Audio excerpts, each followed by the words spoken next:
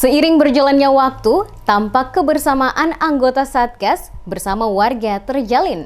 Di tengah pelaksanaan program TMMD ke-110 Kodim 0813 Bojonegoro dengan berkumpul dan bernyanyi bersama, menikmati suasana malam minggu di halaman Balai Desa Ngerancang.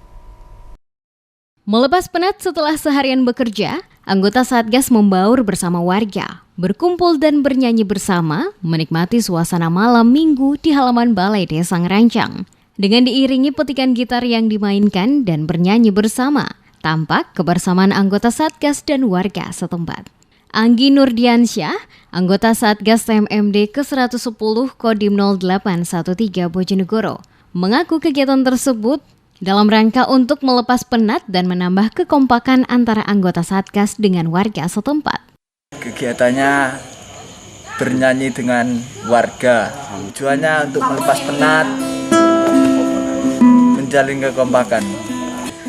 Kegiatannya cukup positif, bisa membangun antar Satgas TMMD dengan warga agar lebih kompak dan guyup. Anggi Nurdiansyah mengaku senang karena ini merupakan salah satu hal positif untuk dapat menambah kekompakan serta guyup rukun antara Satgas dan warga.